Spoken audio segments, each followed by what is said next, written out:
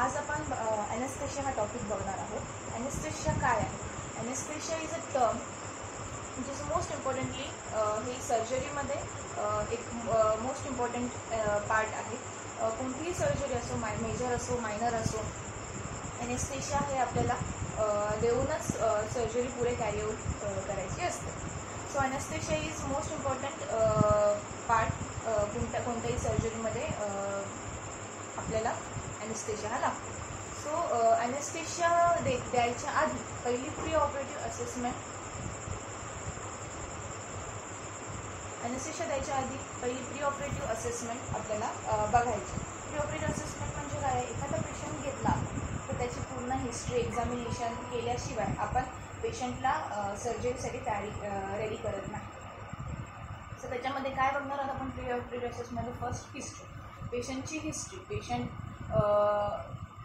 हा पेशंटला क्रॉनिक कफ आहे का, किंवा पेशंट स्मोकिंग आहे का, ॲक्टिव्ह स्मोकर आहे का, अल्कोहोल घेतो का, drug intake, any drug allergy आहे का, हे मोस्ट इम्पॉर्टंटली आपण पेशंटला पहिलं त्याच्या हिस्ट्रीमध्ये विचारणार. त्यानंतर आपण त्याची प्रिव्हियस डिसीज आहे का त्याला कोणते, जसे की हायपरटेन्सिव्ह आहे का पेशंट, डायबिटीज आहे का, epilepsy, bronchial asthma, tuberculosis, hepatitis, cardiac diseases कोणते आहेत का, हे आपण त्याला विचारणार.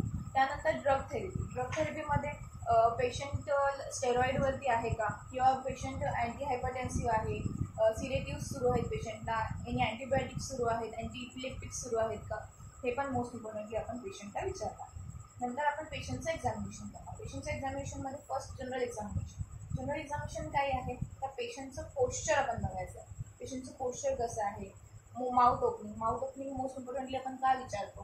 कारण इन मेजर केसेसमध्ये किंवा काही कॉम्प्लिकेशन्स असतील ॲनेस्थेशियामध्ये, किंवा इन मेजर जनरल ॲनेस्थेशियामध्ये इम्पॉर्टंटली आपण इंक्युबेशन, पेशंटला एंडोट्रॅकियल इंक्युबेशन करावं लागतं.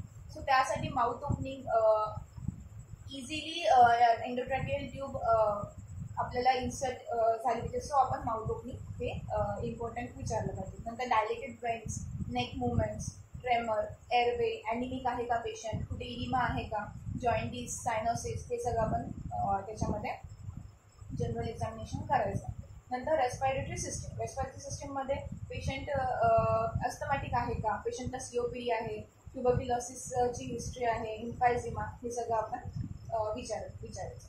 नंतर एअरवेमध्ये आपण बघितलंच आहे माउथ ओपनिंग. नंतर मलमपट्टी स्कोर काय आहे? This term is use to predict the ease of endotracheal intubation. त्याच्यामध्ये 4 स्कोर्स असतात मलमपट्टीमध्ये, ठीक आहे. नंतर थायरोमेंटल, जो आपला थायरोमेंटल डिस्टन्स आहे थायरॉइड आणि मेंटमचा, तो आपण बघायचा. नंतर टेम्पोरोमॅंडिब्युलर जॉईंट असेसमेंट करायचा. हे सगळं आपल्याला एअरवेमध्ये चेक करायचं. नंतर कार्डिओव्हास्क्युलर सिस्टम, मलमपट्टी स्कोरिंग आपण बघितलं. मलमपट्टी स्कोरिंग म्हणजे काय? To predict the ease of endotracheal incubation. त्याच्यामध्ये 4 आपण क्लास असतात. फर्स्ट क्लास काय असतं? तर फॉशियल पिलर म्हणजे आपलं हार्ड पॅलेट आणि सॉफ्ट पॅलेटचे इथे काही ग्रूव्ज असतात आणि पिलर्स असतात. तर फॉशियल पिलर, जेव्हा आपण माउथ ओपन करतो तर आपल्याला ते फॉशियल पिलर्स दिसतात का? फॉशियल पिलर, सॉफ्ट पॅलेट आणि युव्ह्युला असतो, तो पूर्णपणे दिसला पाहिजे. It is class 1. Second class काय? तर फॉशियल पिलर, सॉफ्ट पॅलेट, RC, म्हणजे फॉशियल पिलर आणि सॉफ्ट पॅलेट एवढंच आपल्याला सेकंड क्लासमध्ये दिसतं. थर्ड क्लासमध्ये फक्त सॉफ्ट पॅलेट आपल्याला विजिबल होतं, आणि फोर्थ क्लासमध्ये फक्त हार्ड पॅलेट आपल्याला विजिबल होतं. हे झालं मलमपट्टी स्कोरिंग. त्याच्यामध्ये फर्स्ट आणि सेकंड आहे, त्याच्यामध्ये आपल्याला इझी इंट्युबेशन होतं. जेव्हा आपण एंडोट्रॅकियल इंट्युबेशन करतो, फर्स्ट आणि सेकंड क्लास जर असेल तर आपल्याला इंट्युबेशन इझिली आपण इंट्युबेशन करू शकतो. आणि थर्ड आणि फोर्थमध्ये आपल्याला एंडोट्रॅकियल इंट्युबेशन हे करताना डिफिकल्टी भेटते. सो इट इज मलमपट्टी स्कोरिंग, ठीक आहे. आता आपण कार्डिओव्हास्क्युलर सिस्टम बघणार आहोत. त्याच्यामध्ये आपण पेशंट हायपरटेन्सिव्ह, इस्चेमिक, कुठले हार्ट डिसीज आहे का, अरेथमियाज, कार्डियक फेलियर, व्हल्व्युलर डिसीजेस हे आहे का, ह्याची हिस्ट्री घ्यायची. नंतर स्पाईन कर्वेचर कसं आहे पेशंटचा ते बघायचं. इंटरव्हर्टिब्रल स्पेस व्यवस्थित आहे का ते चेक करायचं. Skin over the area for any infection, म्हणजे त्या स्किनवरती काही इन्फेक्शन, फंगल इन्फेक्शन वगैरे आपल्याला दिसतंय का, ते सगळं आपल्याला तिथे चेक करायचं. आणि जर तसं असेल तर त्याप्रमाणे त्याची ट्रीटमेंट आपल्याला फर्स्ट प्रायमरली ते द्यायची आणि त्यानंतरच आपण पुढे हे करायचं. नंतर अदर सिस्टममध्ये ॲबडॉमिनल आणि काही स्केलेटल इंजुरीज किंवा स्केलेटल सिस्टममध्ये काही ॲबनॉर्मॅलिटीज आहेत का ते सगळं चेक करायचं.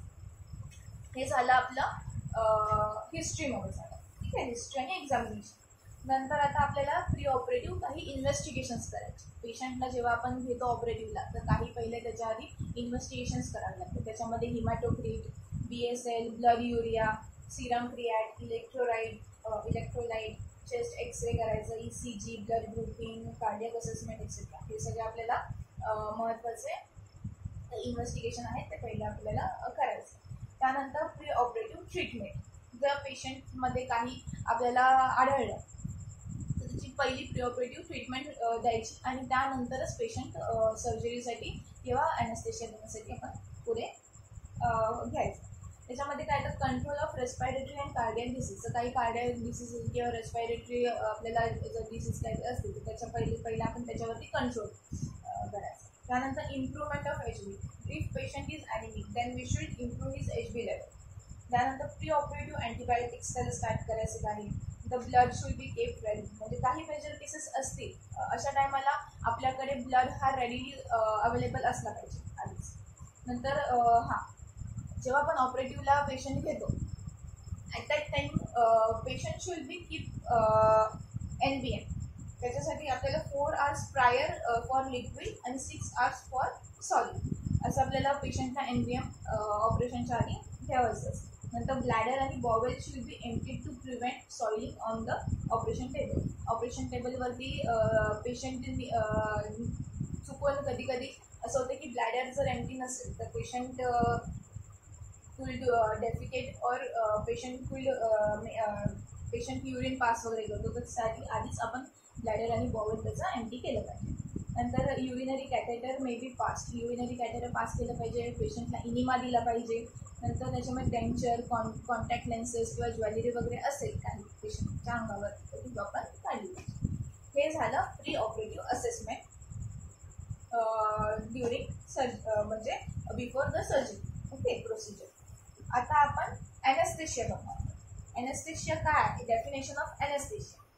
It is a state of controlled temporary loss of sensation or awareness that is induced for medical purpose, or it may include some or all analgesia, that is relief from or prevention of pain, paralysis, muscle relaxation, amnesia, loss of memory and unconsciousness. काय बघितले आपण definition? It is a state of controlled temporary loss of sensation. काय आहे? Controlled आणि temporary loss of sensation और awareness that is induced for medical purposes. कोणतीही medical procedure करण्याच्या अगोदर पेशंटचं टेम्पररी लॉस ऑफ सेन्सेशन किंवा त्याचं अवेअरनेस म्हणजे पेशंट अनकॉन्शियस झालं पाहिजे. It is the purpose of giving anaesthesia. आता त्यामध्ये ॲनेस्थेशियाचे क्लासिफिकेशन आहे. फर्स्ट आहे त्याच्यामध्ये 2 क्लासिफिकेशन केले जातात. एक जनरल ॲनेस्थेशिया आणि सेकंड रिजनल और लोकल ॲनेस्थेशिया. तर आपण जनरल ॲनेस्थेशिया बघणार आहोत. जनरल ॲनेस्थेशिया काय आहे? इट मीन्स ॲबॉलिशन म्हणजे काय आहे? सप्रेशन किंवा ऑब्लिटरेशन.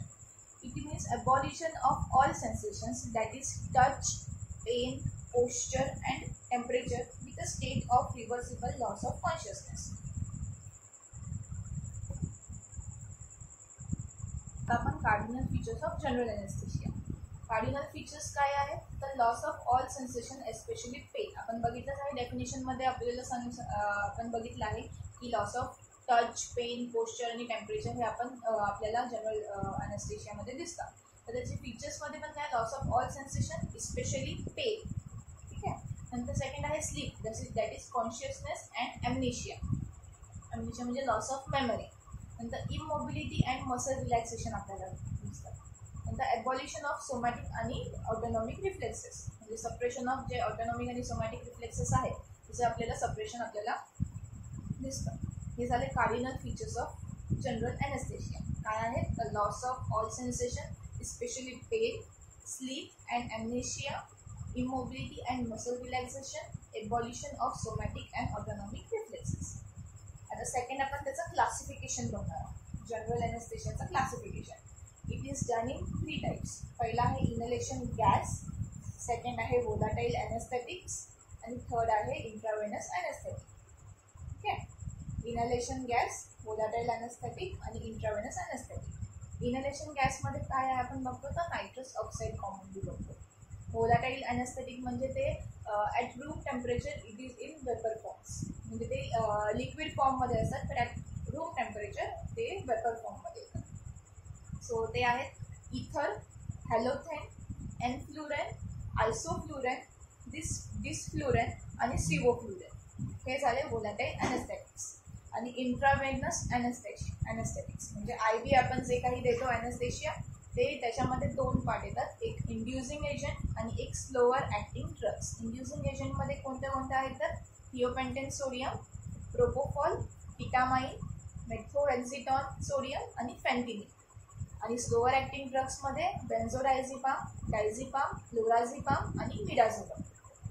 हे झाले स्लोअर ॲक्टिंग ड्रग्स. ठीक आहे, आपण काय बघितलं तर जनरल एनेस्थेशियाचं क्लासिफिकेशन बघितलं. आता आपण त्याचे रूट ऑफ ॲडमिनिस्ट्रेशन बघणार आहोत. रूट ऑफ ॲडमिनिस्ट्रेशन एक इंटरनल आणि पॅरेंटेरल, एंटेरल आणि पॅरेंटेरल असे 2 प्रकारे केले जातात. एंटेरलमध्ये ओरली आणि थ्रू रेक्टम असे 2 प्रकारे आपण रूट ऑफ ॲडमिनिस्ट्रेशन आहे, ओरली आणि थ्रू रेक्टम.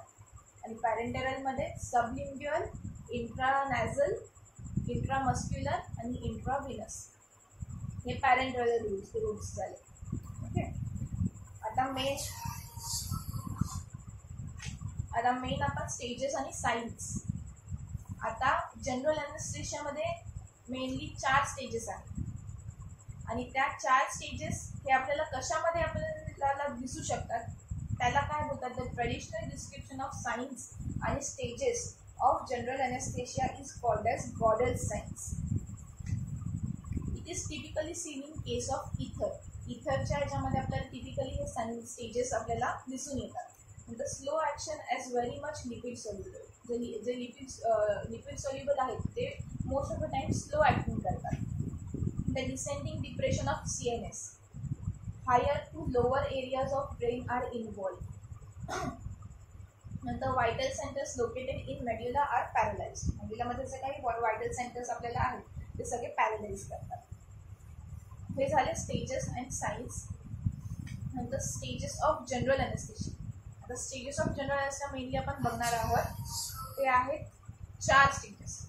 फर्स्ट स्टेज आहे stage of analgesia, second stage आहे stage of delirium and excitement, third stage आहे स्टेज ऑफ सर्जिकल एनेस्थेशिया आणि फोर्थ स्टेज आहे मेड्युलरी ऑर रेस्पिरेटरी पॅरालिसिस. हे झाले 4 main stage of general anaesthesia. तर first stage आपण बघणार आहोत स्टेज ऑफ एनाल्जेसिया. त्याच्यामध्ये काय आहे, it starts from beginning of anaesthetic inhalation and last up to the loss of consciousness. तर हे कुठून स्टार्ट होतो, बिगिनिंग ऑफ एनेस्थेटिक इनहेलेशन. जेव्हा आपण पर्सनला एका पेशंटला एनेस्थेशिया देतो तिथून हा स्टार्ट होतो up to the loss of consciousness, म्हणजे पेशंट पूर्णपणे स्लीप मोडपर्यंत जाईपर्यंत ह्या स्टेजला बोलतात स्टेज ऑफ एनाल्जेसिया. ह्या स्टेजमध्ये pain is progressively abolish during this stage. Pain जो आहे तो हळूहळू कमी त्याला जाणवायला लागतो. सेकंड आहे patient remains conscious, can hear and see and feels a dream like state. म्हणजे पेशंट आपल्याला बघू शकतो, आपल्याला ऐकू शकतो, but he feels like a dream, म्हणजे तो असं स्वप्नामध्ये आहे असं त्याला ही फील्स लाईक. नंतर reflex and respiration remain normal, म्हणजे जे काही रिफ्लेक्सेस आहेत आणि रेस्पिरेशन ह्या स्टेटमध्ये नॉर्मल असतात. It is difficult to maintain, use is limited to short procedures only. ही स्टेज मेंटेन व्हायला खूप डिफिकल्ट आहे. सो ह्या स्टेजमध्ये फक्त जे मायनर प्रोसिजर्स आहेत जसे एखादी सिस्ट एक्सिजन आहे किंवा फायब्रोडिमा एक्सेट्रा ह्या स्टेजमध्ये आपण काढू शकतो किंवा कॅरी करू शकतो. सेकंड स्टेज आपण बघणार आहोत stage of delirium and excitement. Delirium म्हणजे काय आहे तर कन्फ्युजनल स्टेट. ठीक आहे, it starts from loss of consciousness to beginning of automatic breathing or regular respiration. आपण पहिली स्टेज बघितली आहे ती कुठून स्टार्ट होते तर anaesthetic inhalation through it begins from anesthetic inhalation up to the loss of consciousness. ही जी स्टेज आहे ती starts from loss of consciousness to beginning of automatic breathing आणि ऑर रेग्युलर ब्रिदिंग. ओके, ह्याच्यामध्ये काय होतं, इट आयलॅशेस रिफ्लेक्स जे आहेत आपले इट डिसअपियर्स. नंतर एक्साइटमेंटमध्ये काय पेशंट मे शाऊट किंवा he struggles or hold his breath. Patient ओरडायला लागतो or he struggles for something or he can hold his breath. नंतर muscle tone increase, jaw are tightly close. त्याच्यामध्ये मसल टोन जो असतो आपला तो वाढतो, म्हणजे मसल्स खूप टाईट, पेशंट खूप टाईट हे करतो, होल्ड करतो. आणि जो जॉ रिजन मसल्स टाईट आहे त्याच्यामध्ये जो जॉ रिजन आहे तो सुद्धा त्याच्यात खूप टाईटली क्लोज होतो. नंतर ब्रीदिंग इज जर्की, वॉमिटिंग, इनव्हॉलंटरी मिक्च्युरेशन और डेफिकेशन में वापर. या स्टेजमध्ये काय होऊ शकतं तर वॉमिटिंग, इनव्हॉलंटरी मिक्च्युरेशन किंवा डेफिकेशन पेशंट पास करू शकतो. नंतर no stimulus or operative procedures carry out during this stage. ह्या स्टेजमध्ये कोणतेही प्रोसिजर्स आपल्याला कॅरी आउट करायचे नाही आहे किंवा कुठलेही प्रोसिजर्स कॅरी आउट करत नाही.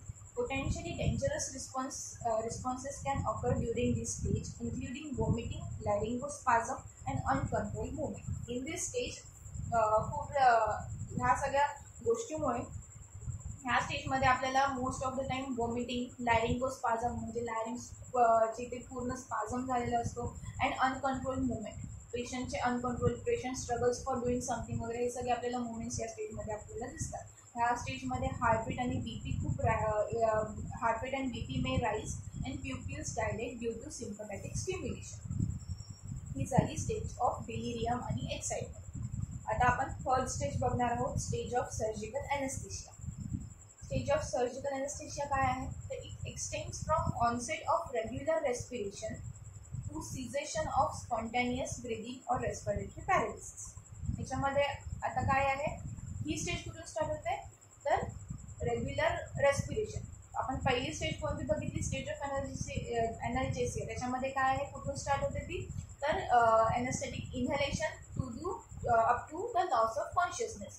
सेकंड स्टेज आपण बघितली डिलिरियम आणि एक्साइटमेंट. त्याच्यामध्ये काय आहे ते start from loss of consciousness up to regular breathing. आणि ही स्टेज आपण स्टार्ट कुठून होते तर it extends from onset of regular respiration to cessation of spontaneous breathing म्हणजे आपली किंवा रेस्पिरेटरी पॅरालिसिस. जे आपल्या आपण ब्रिदिंग आहे तो पूर्ण सीज म्हणजे बंद होण्यापर्यंत पॅरलाइज. आपलं रेस्पिरेटरी जो सिस्टम आहे तो पॅरलाइज होतो या स्टेजमध्ये. नंतर it is divided in 4 planes. ही जी स्टेज आहे ती 4 प्लेन्समध्ये डिवाइड होते. फर्स्ट पहिली प्लेन काय आहे तर रोविंग ऑफ आईज म्हणजे काय आहे मुवमेंट ऑफ आईज. आणि this plane ends when eyes becomes fix. जेव्हा आईज पूर्ण फिक्स होतात. ह्या प्लेनमध्ये फर्स्ट कुठून स्टार्ट होते तर जेव्हा आपले आई रोविंग ऑफ म्हणजे मुवमेंट ऑफ आई पासून सुरू होते आणि एंड कुठे होते जेव्हा आपले आय फिक्स्ड होतात.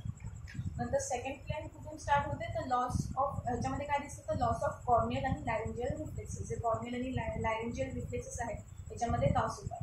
नंतर प्लेन 3 काय आहे तर pupil start dilating and light reflex is lost. Pupils हे डायलेट्स होतात आणि लाईट रिफ्लेक्स आपल्याला दिसत नाही. नंतर प्लेन 4 काय आहे इंटरकॉस्टल पॅरालिसिस. इंटरकॉस्टल स्पेस आहे त्याच्यामध्ये इट स्टार्ट्स पॅरालिसिस आणि शॅलो ॲब्डोमिनल रेस्पिरेशन आपल्याला म्हणजे ॲब्डोमिनल रेस्पिरेशन आहे ते हळूहळू कमी होतं आणि प्युपिल स्टार्टिंग होतात. हे झाले स्टेज ऑफ सर्जिकल ॲनेस्थेशिया. आता आपण बघणार आहोत फोर्थ स्टेज दॅट इज मेड्युलरी और रेस्पिरेटरी पॅरालिसिस. याच्यामध्ये काय आहे तर सिझेशन ऑफ ब्रीदिंग. आपण पहिली ह्याच्या आधीची स्टेज बघितली ॲनेस्थेटिक सर्जिकल ॲनेस्थेशिया. त्याच्यामध्ये काय होतं it extends from regular respiration to the cessation of breathing. आता ही कुठून स्टार्ट होते तर cessation of breathing up to the failure of circulation. जे आपल्या एकदा ब्रीदिंग आपली बंद झाली की जो सर्क्युलेशन आहे तो पूर्ण बंद होतो आणि it may lead to death. Okay, याच्यामध्ये प्युपिल्स वाईडली डायलेट होतात. मसल्स आर टोटली फ्लॅट आणि पल्स इज इम्पर्सिबल म्हणजे पल्स खूप फिबल लागते आणि बीपी इज व्हेरी लो. ठीक आहे, हे झाले स्टेज 4 दॅट इज मेड्युलरी और रेस्पिरेटरी पॅरालिसिस.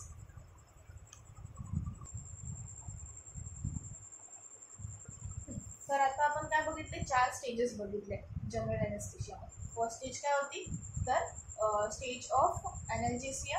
सेकंड होती स्टेज 2 काय होती, stage of delirium and excitement. Third stage आपण बघितली सर्जिकल एनेस्थेशिया. आणि फोर्थ स्टेज आपण बघितली मेड्युलरी और रेस्पिरेटरी पॅरालिसिस. ठीक आहे. आता आपण काय बघणार आहोत, तर प्रॅक्टिकली आपण जेव्हा पेशंट ओटीमध्ये घेतो तर practically what we do in ओटीमध्ये काय केलं जातं हे बघणार आहोत. त्याचे मेन जनरल एनेस्थेशियाचे मेन 4 कंपोनंट्स आहेत. काय आहेत, पहिलं आहे प्री मेडिकेशन, सेकंड काय आहे इंडक्शन, थर्ड आहे मेंटेनन्स आणि फोर्थ आहे रिकव्हरी. हे झाले main components of general anaesthesia. जेव्हा आपण पेशंट ओटीमध्ये घेतो तर हे मेन 4 कंपोनंट्स आहेत ते आपण बघितले पाहिजे. तर पहिलं प्री मेडिकेशन. प्री मेडिकेशन म्हणजे काय आहे, it is the term applied to the use of drugs prior to the administration of an anaesthetic agent to make anaesthesia safer and more agreeable to the patient. म्हणजे जेव्हा आपण पेशंटला anaesthesia देतो त्या अगोदर आपण काही ड्रग्स आहेत ते इंड्यूस केले जातात सो दॅट जो ॲनेस्थेशियाचा काही इफेक्ट असेल किंवा ॲनेस्थेशिया जो असेल तो सेफली आणि इन अ गुड वे आपल्या जो आपण पेशंटला देतो तो व्यवस्थितपणे त्याला गेला पाहिजे. त्यामुळे आपण त्याला प्री मेडिकेशन देतो. तर ह्याचे काही एम्स आहेत, काही महत्त्वाचे. आपण प्री मेडिकेशन का करावं, कारण रिलीफ ऑफ एन्झायटी, काही एन्झायटी लेवल वगैरे असेल तर तो रिलीव्ह केला पाहिजे. So relief of anxiety. नंतर amnesia for pre and post operative events, म्हणजे प्री ऑपरेशनच्या टाईमला काही आपण गोष्टी करतो किंवा पोस्ट ऑपरेटिव्हच्या वेळेला जे काही असतं त्याच्यासाठी मेमरी लॉस पेशंटची मोस्ट ऑफ द टाईम पेशंटला सिडेटिव्ह्ज दिले जातात सो दॅट पेशंट हा अँशियस होणार नाही and he will be in a stable state. Okay. नंतर आहे एनाल्जेसिया, डिक्रीज सिक्रेशन जे काही सिक्रेशन लेवल आहे ते कमी व्हावे. नंतर अँटीइमेटिक इफेक्ट्स, पेशंटला समजा वॉमिटिंग वगैरे काही होत असेल तर त्यासाठी आपण पहिली प्री मेडिकेशन्स दिली पाहिजेत. नंतर डिक्रीज ॲसिडिटी आणि व्हॉल्यूम ऑफ गॅस्ट्रिक ज्यूसेस, यासाठी आपण प्री मेडिकेशन्स पेशंटला दिले पाहिजे. नंतर त्याच्यामध्ये कोणते कोणते ड्रग्स यूज करावे. आता हे ड्रग्स आहेत ते surgery it is given are before surgery, म्हणजे सर्जरीच्या 1 तासा अगोदर हे सगळे आपल्याला मेडिकेशन्स पेशंटला दिले पाहिजे. त्यामध्ये फर्स्ट आहे सिडेटिव्स, दॅट इज एन्जिओलायटिक्स. त्याच्यामध्ये आपण डायझिपाम, लोराझिपाम, मिडाझोलम हे सगळ्या गोष्टी आपण पेशंटला देऊन पेशंटला सिडेशन देऊ शकतो. नंतर ओपिओइड्समध्ये मॉर्फिन आणि स्पोजिनस. नंतर कोलिनर्जिक्समध्ये ॲट्रोपिन कशासाठी द्यावं तर to suppress the vagal activity. Okay. नंतर H2 ब्लॉकर्समध्ये रॅनिटिडिन, फॅमोटिडिन एक्सेट्रा. नंतर अँटीइमेटिक्समध्ये मेटोक्लोप्रामाइड किंवा डोमपेरिडॉन हे गोष्टी द्यायचे. आणि रिव्हर्सल इज डन युझिंग निओस्टिग्मिन आणि ॲट्रोपिन और ग्लायकोपायरोलेट. म्हणजे ही आपण ॲनेस्थेटिक एजंट्स जेव्हा इंड्यूस करतो त्याचा रिव्हर्सल इफेक्ट येण्यासाठी आपण निओस्टिग्मिन अँड ॲट्रोपिन और ग्लायकोपायरोलेट पेशंटला देतो. सेकंड आहे इंडक्शन काय आहे तर it is the period of time which begins with the beginning of administration of anaesthesia to the development of surgical anaesthesia. म्हणजे काय आहे इट इज इंडक्शन टाईम म्हणजे काय तर एखादा आपण पेशंटला जेव्हा आपण ॲनेस्थेशिया देतो that time up to the time of surgical anaesthesia. हा जो टाईम पिरियड आहे ह्याच्यामधला त्याला इंडक्शन टाईम बोलतात. Induction is generally done with IV anaesthetics like thiopentone sodium आणि प्रोपोफॉल. इंडक्शन कुठल्या आपण ड्रग्स यूज करतो IV anaesthetic most of the time thiopentone sodium, propofol, ketamine etcetera, अजून खूप सारे गोष्टी आहेत. नंतर थर्ड आहे मेंटेनन्स काय आहे sustaining the state of anaesthesia usually done with an admixture of nitrous oxide and halogenated hydrocarbons. म्हणजे काय आहे आता आपण ॲनेस्थेशिया दिलं तर तो ॲनेस्थेशिया कितपत मेंटेन राहावा, म्हणजे समजा प्रोलॉंग सर्जरी असेल किंवा कुठली मेजर केस असेल तर तो ॲनेस्थेशिया तेवढ्या वेळ व्यवस्थित मेंटेन राहण्यासाठी आपण काही ॲनेस्थेटिक एजंट्स देतो इन गॅसियस फॉर्म देतो. त्याला काय बोलतात नायट्रस किंवा वोलाटाईल एजंट्स ह्याला फॉर मेंटेनन्स पर्पज तो ॲनेस्थेशिया खूप लॉंग टर्मपर्यंत मेंटेन राहावा असतो त्याला बोलतात maintenance. It is given by nitrous oxide और काही हॅलोजेनेट हायड्रोकार्बन्स असतात त्यातून. नंतर फोर्थ आहे रिकव्हरी. रिकव्हरी काय आहे, at the end of surgical procedure administration of anaesthetic is stop and consciousness regains, that is called as recovery time. म्हणजे काय आहे, जेव्हा सर्जिकल प्रोसेसर एंड होते त्या टाईममध्ये जे आपण ॲनेस्थेटिक एजंट्स ॲडमिनिस्टर करतो ते आपल्याला स्टॉप करायचं आहे आणि पेशंटचं जे कॉन्शियसनेस आहे त्याला परत आपण रिगेन करायचं, that is called as recovery time.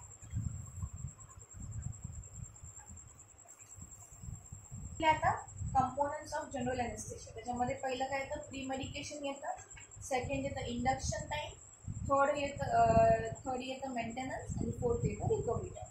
हे झाले main components of general anaesthesia जे आपण ओटीमध्ये जेव्हा पेशंटला घेतो तेव्हा आपण हे फॉलो केले.